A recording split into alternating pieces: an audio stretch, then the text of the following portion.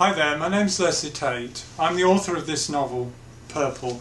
I'm going to read from chapter 3, where Mary, grandmother to Matthew Lavender, starts her story. She calls him Matty, and of course it's set much earlier because Matthew belongs to the 60s. Chapter 3.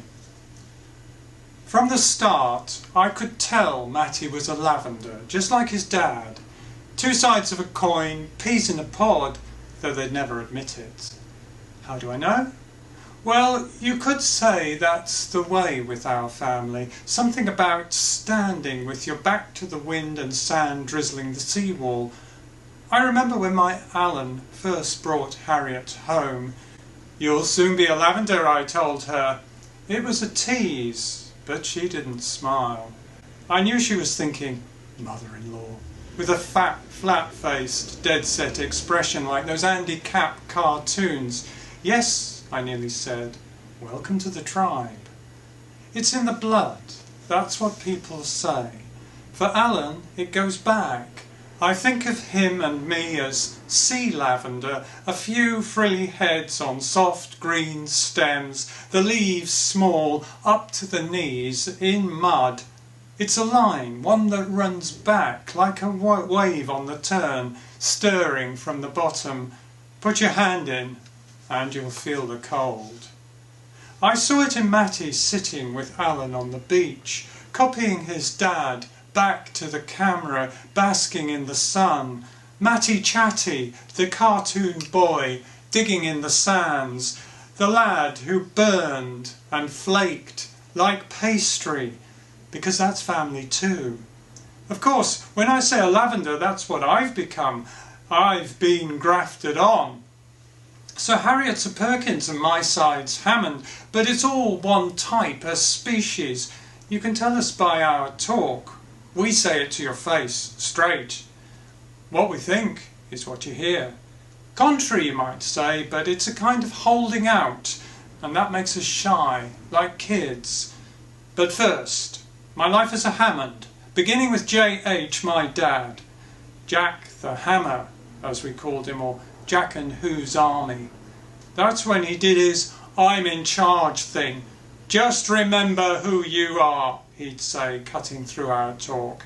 "You're better than them," because he hated us being part of what he called the tittle-tattle mob. They were the herd. Sheep, he called them. "Be yourself," he'd say, making baaing noises. "You're not that daft. You're with the wolves." When he said it, I thought that was him to a T. He'd a way of popping up, without warning, ducking through a door or jumping round a corner and saying something shocking. I mean grumpy shocking, like Mr. Punch. He'd make out he was crazy or could see something you couldn't. I knew it was pantomime, but serious as well. There was a force behind it, like a knock to the head, as if he was a jailer about to lock you up. Of course he knew how to make you scared, and he played on it, so he'd close in and look, breathing noisily. "Watch out," he'd warn, running his tongue around his lips. "I'm on the prowl." I think he was obsessed by his own tough talk. To him, it was all about action and taking it on the chin. I remember the first time when I came home late and he was there waiting just inside the door. "Is that you, Mary?" he called when I rattled the letterbox. His voice sounded muffled, as if he was half asleep. When he opened the door, I kept my eyes down, saying nothing. "What time's this?" he demanded, following me to the stairs. I wasn't quite sure what he might do. His eyes were set hard and twinkly, and his chin was jutting forward. I think he'd been waiting for hours. He yanked out a large metal stopwatch and pushed it towards me, pointing to the hands. "And don't give me your tails." I stepped back. "But Dad—" "Don't!" he called, reaching for a leather strap hung on the coat stand.